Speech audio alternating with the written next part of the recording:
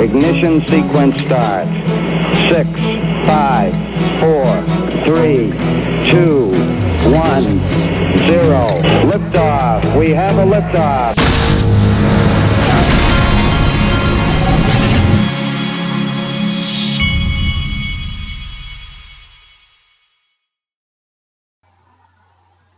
Hey everybody, this is the Digital Asset Investor.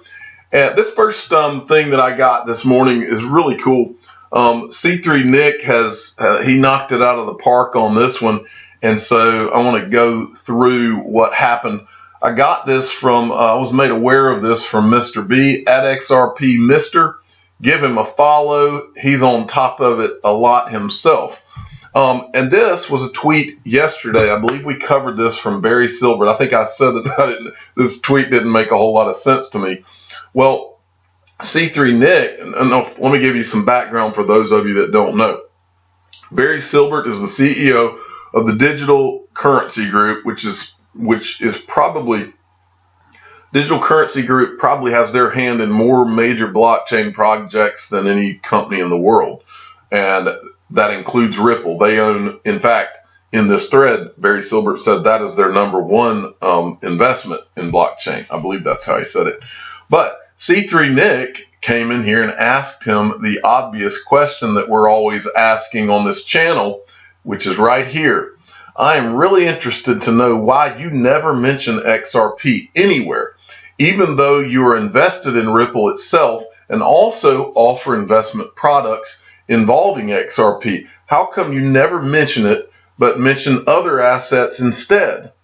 And Barry Silbert I've never seen him respond to these type of questions before, but he does here. Ripple, the company, is our largest investment. XRP is not on our conviction list of holdings yet. Super bullish on the company, neutral on the token as of now. Well, that to me doesn't make any sense on its face. That's your largest company investment, and the CEO of your largest company investment is consistently and constantly talking about how Ripple is trying to solve a multi-trillion-dollar problem. Well, if that's your largest investment and you're super bullish on that largest investment, and the CEO of that investment is talking about how they're trying to solve this multi-trillion-dollar problem, which is obvious code for that money flowing through XRP and settlement. You would not be super bullish on the company and have absolutely nothing to say about XRP ever, unless you're asked about it. That does not make any sense. It defies logic. It tells me that there's more to this. I've always thought there's more to this. I will continue believing there's more to this, because that it shouldn't be a situation where you're having to drag this out of these guys. That's not it. I mean, just put yourself in Barry Silbert's position, unless you were bound by some kind of legalities where you couldn't really go down that road. Now, that I would understand and make sense. That it has to be something like that. It has to be a political thing, a legal thing, where they can't say anything. But I wanted to keep taking you through this thread. These guys, Alex Cobb came in and said, but Ripple's also investing a lot of their resources in the XRP ecosystem. But then here's where it gets interesting. C3 Nick comes back. He says, by investing in the company Ripple, you also participate in the performance of XRP, since Ripple holds a lot of XRP. The company value is coupled to the digital asset as well, since they have it on their books. Am I right to assume that this is part of your investment thesis? And Barry Silbert comes in and says, of course. Well, what I look at and what I compare this to, and it has to have something to do with U.S. legalities versus, say, Japan legalities. Because and I'll make the point here. Remember, SBI Holdings out of Japan bought 10.5% of Ripple. So their investment probably rivals, I'm sure it rivals Barry Silbert and Digital Currency Group's investment in Ripple. Well, I always mess up his name. I'll just say the CEO of SBI has been very clear and very vocal about his support of XRP and how he believes XRP will be the global standard. He makes no bones about it. But Barry Silbert does. He's very measured in anything that he says about this. But it's not just Barry Silbert. It's also Mike Novogratz, who's also an investor in Ripple. And I've brought this up before. There's a reason for it. I don't know what the reason is. I think it has something to do with the regulatory environment in the United States. It has to have something to do with something like that. But they're not saying everything that they could say. And I'm going to go on. And I did this just for fun. I want to do an aside here and tell you, I think Barry Silbert's great. I think he's a genius guy. I love the digital currency group. I'm not coming at this from the standpoint of criticizing them. I'm coming at it more from the standpoint of this being a mystery I wish I knew the answer to. It's not that I think they're bad guys or anything. That's not what my point is in telling you all this. I just think it's interesting and fascinating that they avoid this topic. And I know there's a reason. So I came in and said this, which just because I thought it was funny. If Ripple, the company working on the #1 use case for XRP, was my largest investment and I was Barry Silbert, I'd start a #DropSwift campaign. But that's just me. Now, I was totally just kidding here, so nobody get mad at me. This was just me kidding around. But here's the important part. I wanted to show you this. This response from Green Eggs and Ham is the reason I know that there's more to this. He says, Barry, would love to know your reservations around XRP. Current lack of clarity on regulatory environment, current lack of usage by banks, something more, ? Well, what I believe this is the meat of the whole thing. I believe that they don't have one reservation about XRP. I believe they know everything about what's going on with XRP. I believe there's a reason that they can't say anything about it. Okay, that's what I think this is more about than anything. And the reason I think that is because they will never answer any of these specific questions that he's posing. I'm surprised they even answered C3 Nick. But let's go on and I'll show you more about what I'm talking about. This is from February 21st. I did a video, and the video was Ripple and XRP, something just does not add up, where I was talking about this exact topic. And I was covering it because there was this Mike Novogratz article. It says, Mike Novogratz on XRP. When something jumps 3 times, I don't understand. And so he had actually come in and responded to my video. And I've always thought his response does not make any sense whatsoever when you put it in context of what I was talking about here, and you compare it to his arguments on Bitcoin, which is also another digital asset. He's a huge Bitcoin proponent, by the way, and you need to understand that up front.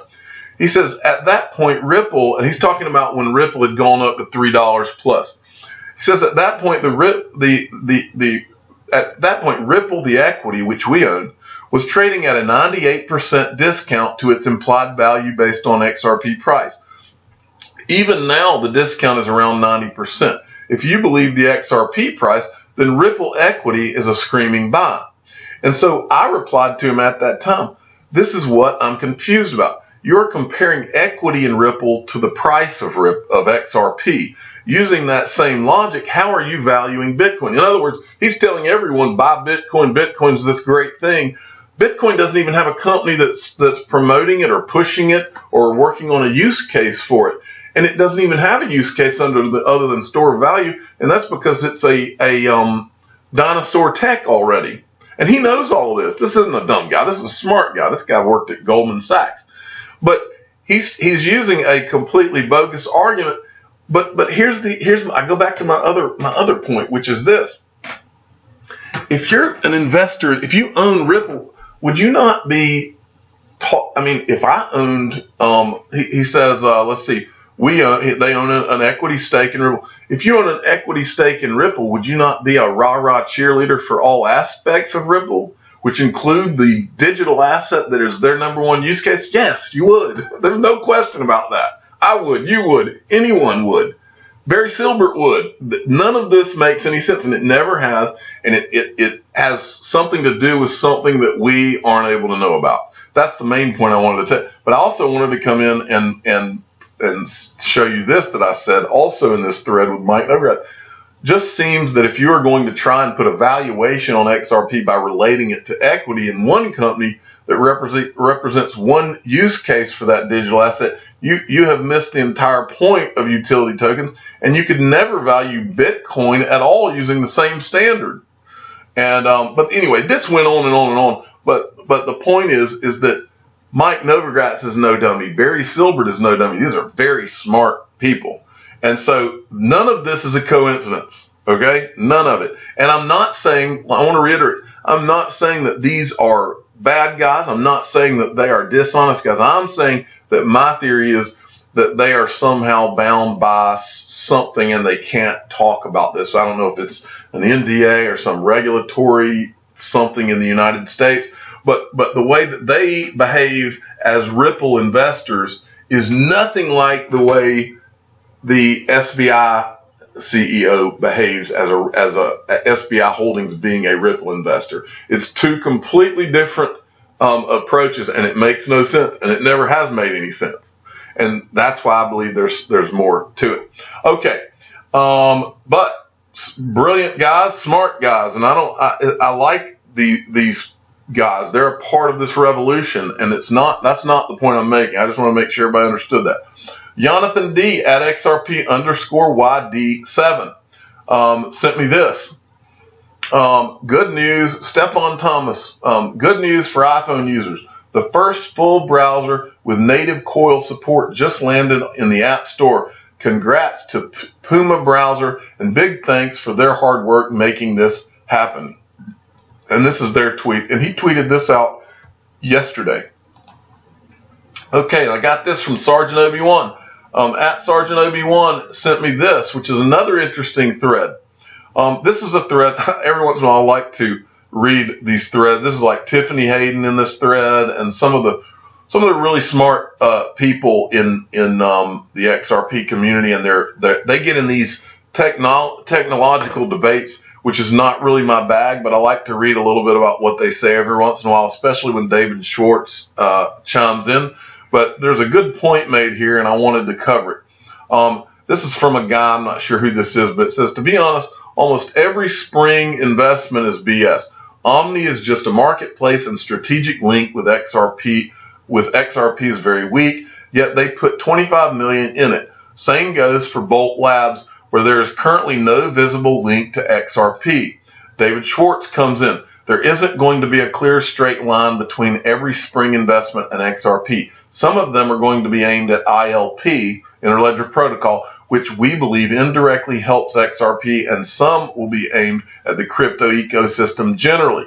Then he comes back in. Some will be defensive to prevent projects that we believe have potential from aligning with other assets to their own detriment. That is, to keep them open. I would be much more worried if you see us not helping projects that you think could provide value. So those are good points that are made there. Okay, next from XRP Crypto Wolf. France's financial regulator is set to approve the first batch of cryptocurrency firms under its new rules, which come into effect later in July. The regulator is already in talks with ICOs on top of several crypto exchanges, custodians, and fund managers. That's big time, folks. Meanwhile, in the U.S., and then we have this from Michael Devlin at Michael Devlin UK. The SEC needs to realize that innovation will not wait. Innovation will migrate to the country upon which it can thrive and flourish without boundaries. Silicon Valley was put on the map by .com innovation, but who's the next Silicon Valley for payments? Better hurry, US SEC. He's exactly right. And then Caitlin Long from the blockchain, she's from the Wyoming blockchain task force.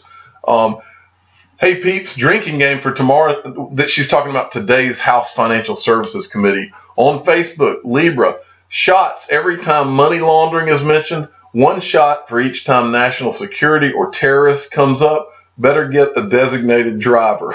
Exactly. And then from Stacy Herbert, Aaron Ross Sorkin getting schooled in Bitcoin by North Carolina Congressman Patrick Henry. Now, this was on CNBC this morning, and I saw it. I've told you before, I think that this Andrew Ross Sorkin is one arrogant little guy. And he says they're talking about Bitcoin. He says, and Patrick Henry says, I think there's no capacity to kill Bitcoin. And Andrew, you could tell Andrew Ross Sorkin that just drove him crazy, and he started trying to make his points or whatever. But it's a video worth watching. I'm the digital asset investor. I'm not an investment advisor. This is for entertainment purposes only. Please subscribe and hit the like button and tell your friends and family that Andrew Ross Sorkin does not like digital assets. I'm here to tell you. Thanks for listening.